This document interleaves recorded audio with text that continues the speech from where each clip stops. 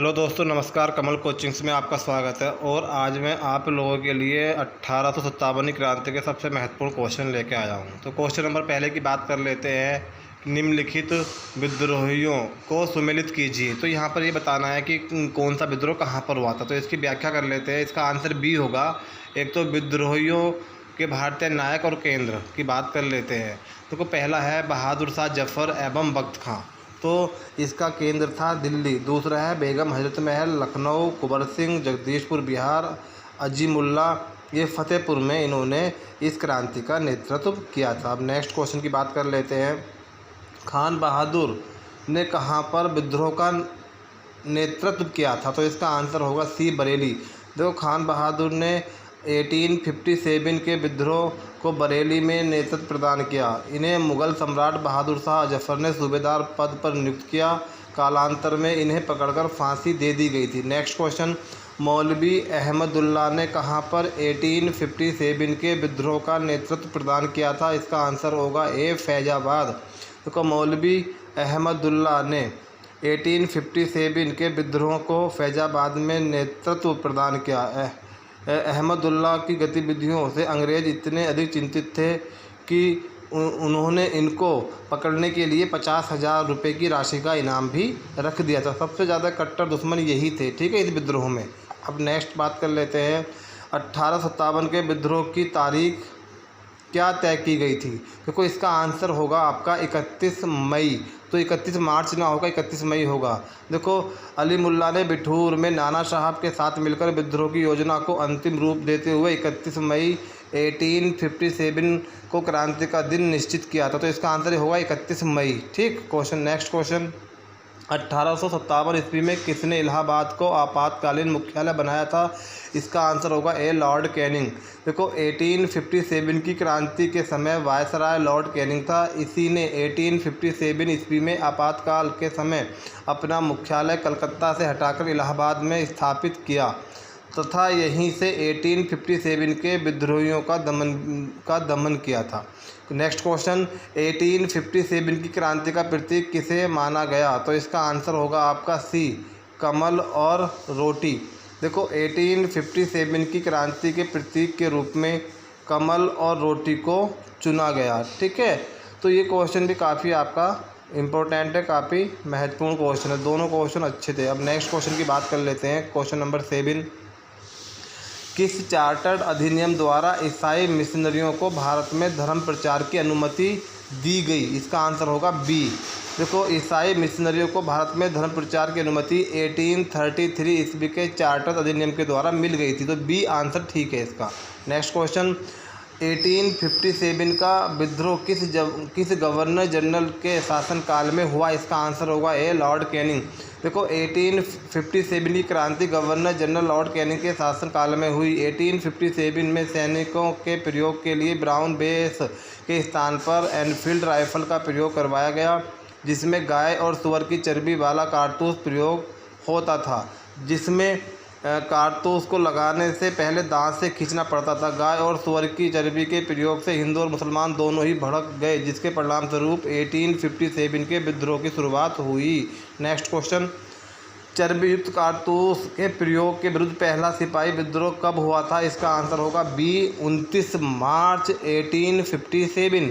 देखो, चर्बी युक्त कारतूसों के प्रयोग के विरुद्ध पहला सैनिक विद्रोह 29 मार्च 1857 को बैरकपुर छावनी में मंगल पांडे ने कर दिया। नेक्स्ट क्वेश्चन, मंगल पांडे ने किन अंग्रेज अधिकारियों को मारकर विद्रोह का दमन किया था।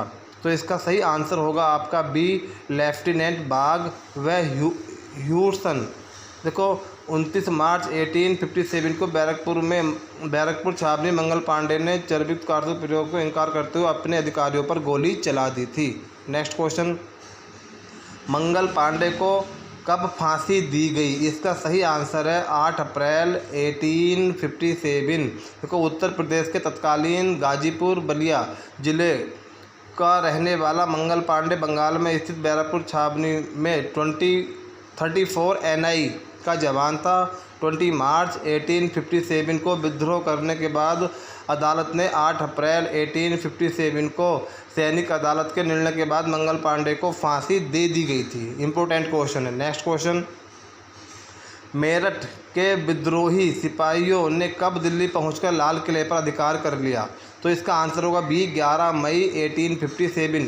देखो, भारतीय स्वतंत्रता हेतु प्रथम सशस्त्र विद्रोह 10 मई 1857 को मेरठ स्थित सैनिक छावनी में हुआ।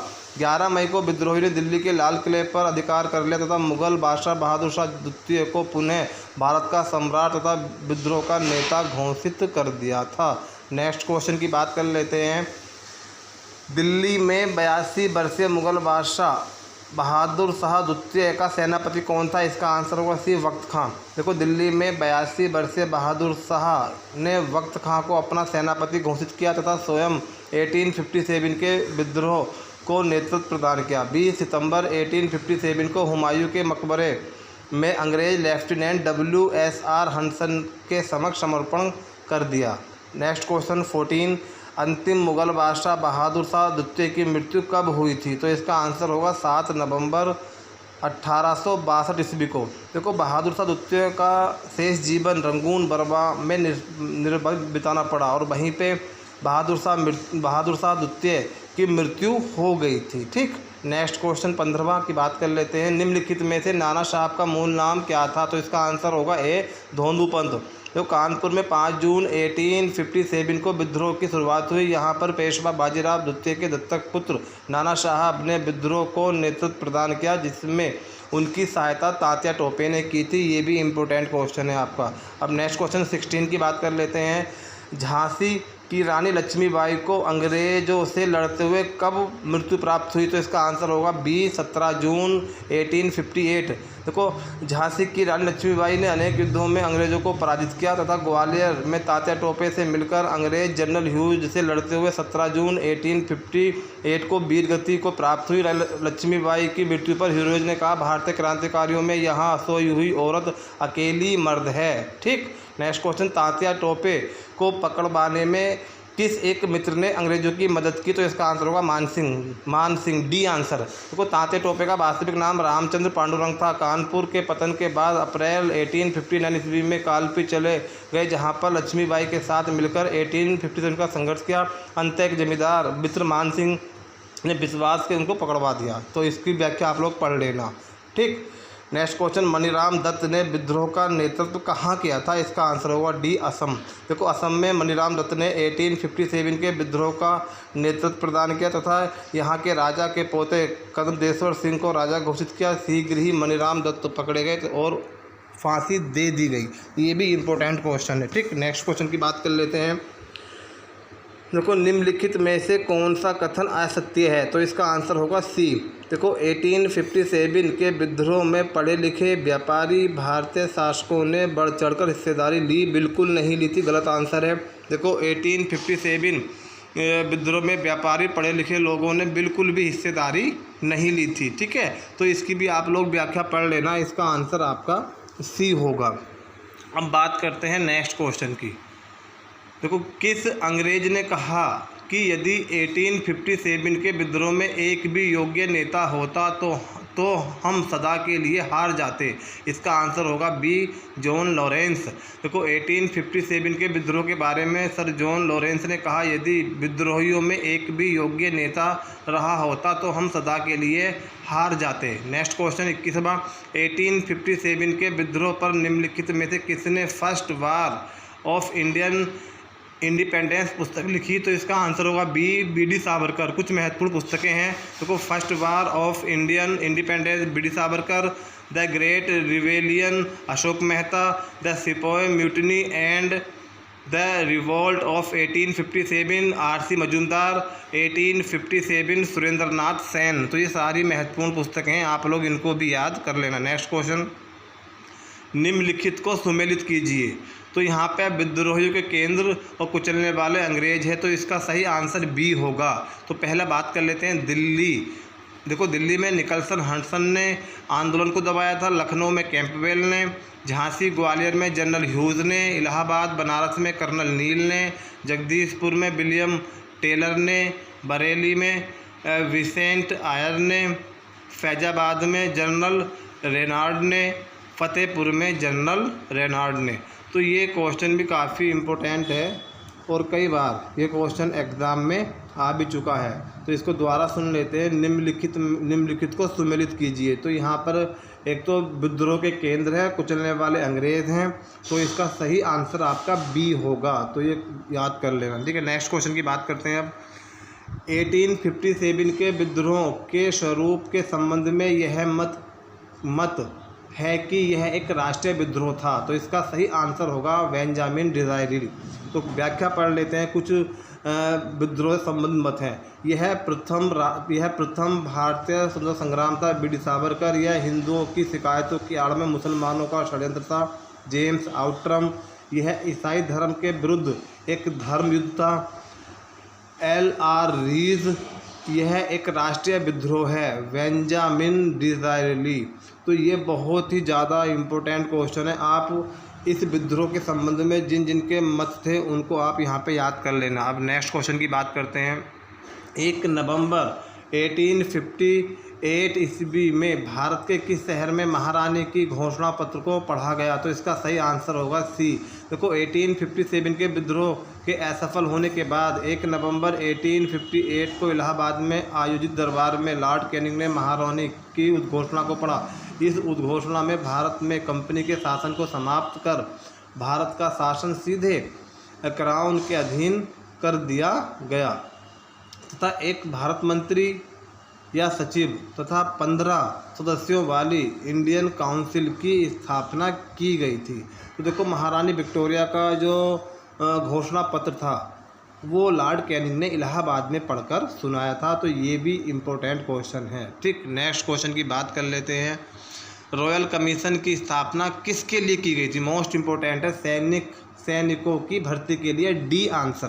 देखो 1857 के विद्रोह के बाद पील कमीशन की रिपोर्ट के आधार पर सेना में यूरोपियों के अनुपात को बढ़ा दिया गया तथा रॉयल कमीशन के आधार पर बड़ी कुटिलता से फूट डालो राज करो की नीति का अनुसरण करते हुए सेना के रेजिमेंटों को जाति धर्म समुदाय के आधार पर विभाजित किया गया था। तो रॉयल कमीशन मोस्ट इम्पोर्टेंट है। इसका मुख्य उद्देश्य था सैनिकों की भर्ती करने के लिए इस कमीशन का गठन किया गया था। अब बात करते हैं नेक्स्ट क्वेश्चन पर, 26वें पर। निम्नलिखित में से किसने भारत सरकार के कहने पर 1857 का इतिहास लिखा? Most important, S.N. Sen, B answer है। भारत सरकार के प्रसिद्ध इतिहासकार रमेश चंद्र मजूमदार को 1857 के विद्रोह का इतिहास लिखने के लिए नियुक्त किया गया था, परंतु सरकारी समिति से अनबन हो जाने के कारण उन्होंने इस कार्य को करने से मना कर दिया तथा स्वतंत्र रूप से अपनी पुस्तक the sepoy mutiny and the revolt of 1857 प्रकाशित की। बाद में सुरेंद्र सरकार ने कहा और उन्होंने 1857 नामक पुस्तक लिखी। तो मोस्ट इम्पोर्टेंट है, इस सवाल को भी याद कर लेना। Next question. निम्नलिखित 1857 के विद्रोह के बारे में दिए गए कथनों को सुमेलित कीजिए। इसका आंसर होगा आपका ए। सही आंसर ए है। 1857 जन जागरण था, ये बात कही आपकी शशि भूषण चौधरी ने। 1857 का विद्रोह एक कमज़ोर व्यवस्था, अपनी खोई हुई मर्यादा को पाने का अंतिम प्रयास था, ये बात कही ताराचंद ने। 1857 एक जन क्रांति थी, ये बात बोली डॉक्टर रामविलास शर्मा ने। यह सभ्यता एवं बर्बरता का संघर्ष था, T.R. होम्स ने। तो आज के लिए इतने ही। थैंक यू, धन्यवाद। आप ये हमारी वीडियो देखते रहें, ठीक।